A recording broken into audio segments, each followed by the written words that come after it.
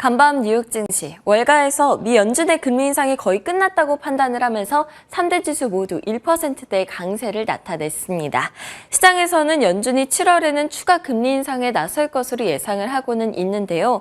인플레이션이 예상보다 빠르게 둔화할 경우 연준 위원들이 FOMC에서 예상한 대로 5.6%까지는 금리가 인상하지 않을 것이라고 판단하기도 했습니다. 이 시장 흐름 어떻게 봐야 될지 김태수 위원님과 함께 이야기해 보도록 하겠습니다. 위원님 안녕하세요. 네, 안녕하세요. 네, 간밤 시장 어떻게 보셨을까요? 네, 시장은 사실 우리가 방송에서 예상했던 그 수준으로 돌고 있습니다. 기술주들 올라왔고 그 다음에 다시 소비 관련주들 꿈틀꿈틀하고 있는 그런 모습 보이고 있습니다.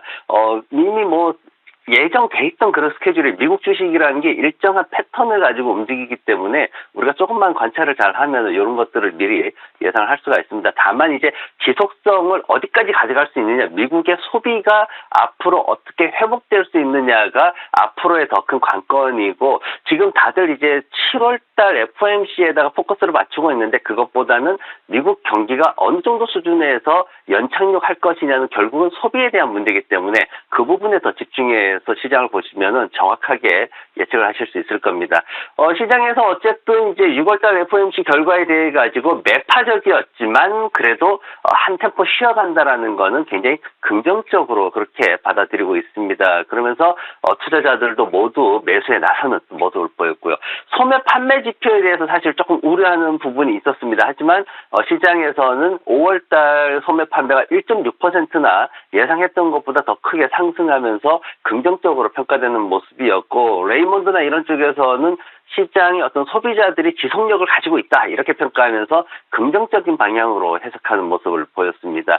유럽 쪽에서 이제 금리 추가 인상했다는 소식이 있었어요. 25bp 정도 인상을 했는데 2008년 이후에 최고 수준으로 상승을 했습니다. 그러면서 인플레이션이 올해 5.4% 정도로 될 것이다. 굉장히 높게 지금 예상을 하고 있는 거죠. 그러면서 전체적으로 어떤 좀 타이트하게 경제를 가져가야 된다 이런 얘기들이 나오면서 유럽은 이제 좀 긴축을 더 강화시키는 그런 모습을 보였고, 하지만 중국 시장에서 이제 중기 차입 금리를 인하를 하면서 미국 시장은 오히려 소비 쪽에서 중국이 살아나면 더 나을 수 있겠구나 이렇게 또 해석이 되면서 오히려 중국 쪽에다가 비중을 더 많이 두는 모습을 보였습니다.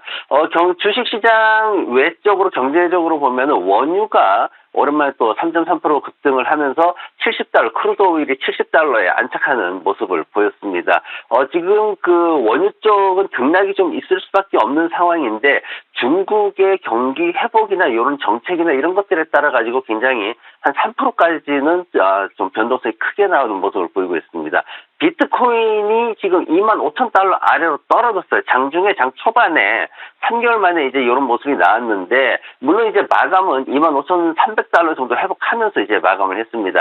그러면서 한 4% 이상 하락했고, 다른 이더리움이라든가 다른 그 코인들도 한 5%대 빠르게 떨어지는 모습을 보였습니다. 코인베이스 같은 경우에는 여전히 증권거래위원회 쪽하고 계속 싸우고 있죠. 소송전을 하고 있기 때문에 계속해서 어려운 그 상황인데 그래도 지난밤에 강보합 수준에서 마감하는 모습이었습니다. 다음 주에는 목요일 날 파월 의장이 이제 증언이 있습니다. 그리고 월요일부터 해가지고 연준 인사들이 계속해서 발언이 있어요. 그래서 이 부분에서 이제 어떻게 해석하느냐에 따라 가지고 전반적인 분위기가 좀 흔들릴 수 있기 때문에 그런 부분들 조심하시고, 경제 지표들은 전체적으로 좀 쉬어갑니다. 하지만 주택 관련 지표들이 나오는데 지금 연준이 이번에 주택 관련 지표들 좀 봐야 된다고 얘기를 했죠. 그러니까 우리 투자자분들도 그 부분 좀 주의하시면은 다음 주도 또 무난하게 넘기실 수 있을 것 같습니다.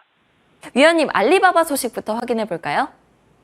네, 알리바바 같은 경우에는 일단 중국 쪽에서 이제 금리를 조금 낮추는 영향도 있었고, 그리고 유럽 지역의 그 사업, 그 온라인 플랫폼 사업 쪽에 이제 집중을 하겠다 이러면서 주가가 상승하는 모습을 보였습니다.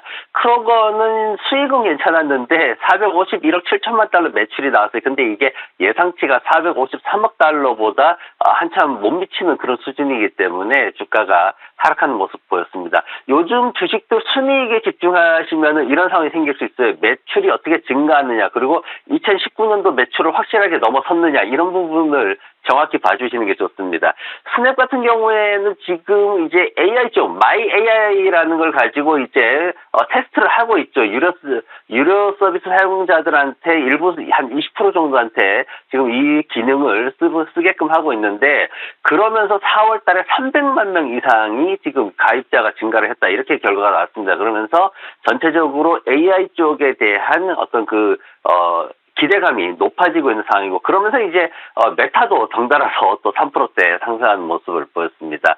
오늘 이제 마이크로소프트 얘기를 굉장히 많이 했습니다. 시장에서 마이크로소프트가 2조 6천억 달러의 가치를 갖고 있다, 이렇게 얘기를 하면서 엄청나게 주가에 대해서 긍정적으로 얘기를 많이 했는데, 오픈 AI에 대해서 막대한 투자를 계속해서 진행을 해왔죠. 그러면서 이제 업그레이드를 계속 또 하고 있는 모습입니다. 실질적으로 마이크로소프트 오피스 프로그램에다가 개인들을 위한 프로그램뿐만 아니라 기업들을 위한 프로그램에도 계속해서 인공지능을 업데이트하고 있는 그런 모습인데, 지금 이제 340달러 넘어서면서 주가가 정말 높이 올라가고 있습니다. 그러면서 JP모건 쪽에서는 목표가를 더 높이는 이런 상황도 있었고, 리피니티브 쪽에서 보더라도 이제 기관 투자자들 전체적으로 굉장히 매수를 많이 권장하고 있다, 이런 또 보고서를 내놨습니다. 그래서 지금 현재 목표가를 중간 목표가가 한 340달러인데 이걸 넘어서긴 했지만 그래도 추가적으로 더 상승할 것으로 그렇게 기대감이 좀 높아지고 있는 상황입니다. 전기차 관련한 차트, 제가 비교 차트 니콜라하고 퀀텀스케이프하고 니오를 가지고 왔습니다. 이 회사 주식들이 그동안 조용히 조금씩 이제 하락하는 모습 보이다가 최근 들어가지고 한 일주일 사이에 빠르게 치고 올라오는 모습 보이는데, 니콜라는 지금 주주총회가 7월 6일로 연기됐어요. 그러면서 주식수를 다시 늘려야 된다라고 그렇게 제안을 하고 있고, 퀀텀스케이프 같은 경우에는 지금 나온 얘기가 토요타에서 지금 그 배터리가 현재 쓰고 있는 게 액체 배터리를 쓰고 있는데 이걸 고체 배터리로 전환시키겠다. 2027년에 이렇게 전환시킬 수 있다. 이런 얘기가 나오면서 이제 시장에서 좀 주목을 받는 상황이고, 니오 같은 경우에는 전기차 가격을 낮추면서 매출이 성장할 것이다라는 그런 기대감이 좀 높아지면서 주가가 올라오고 있습니다. 네, 간밤 종목별 이슈들 자세하게 짚어드렸습니다. 아까 전에 테슬라가 소폭 상승했다고 전해드렸는데 소폭 하락이라서 정정을 해드리고요. 오늘 위원님의 픽은 무엇인지 궁금해지는데요. 오늘 알리바바 가져오셨어요?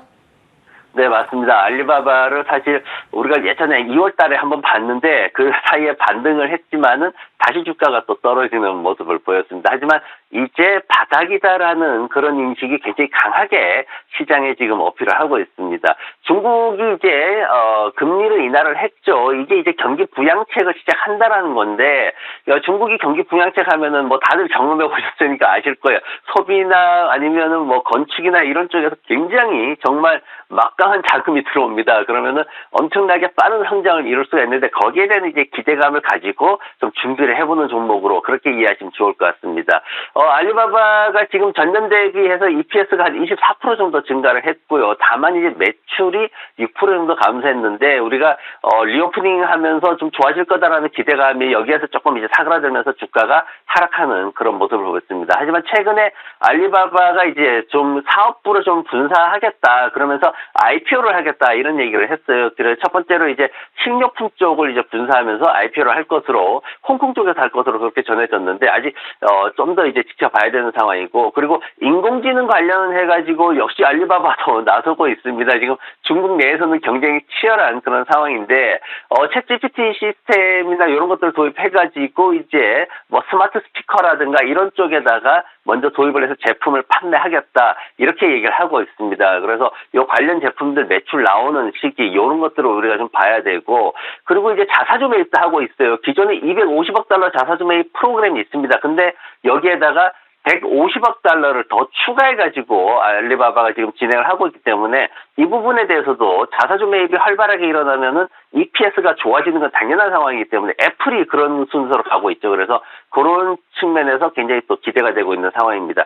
잭스에서는 지금 2023년도에 전체적인 EPS를 한 5% 정도 더 상승할 것으로 그렇게 지금 전망을 하고 있어서 좀 주목을 받고 있는 상황이고, 재무구조 보면은 지금 수익은 기대치에 그래도 맞추고 있어요. 그리고 최근에 분기 매출 하락이 조금 문제이긴 한데 전체 매출은 상승 중이고, 그리고 기관들도 매도 의견이 사라진 상황에서 강력 매수 의견이 더 늘어나는 그런 모습을 보이고 있습니다. 차트 같은 경우에는 누가 봐도 한눈에 봐도 바닥권에 있습니다. 그래서 지금 현재 상황에서 $90 수준에서 매수 들어가면 분할 매수 이렇게 들어가시면 적절할 것 같고, 손절매는 아래쪽에 $85, 목표가는 1차적으로 $106.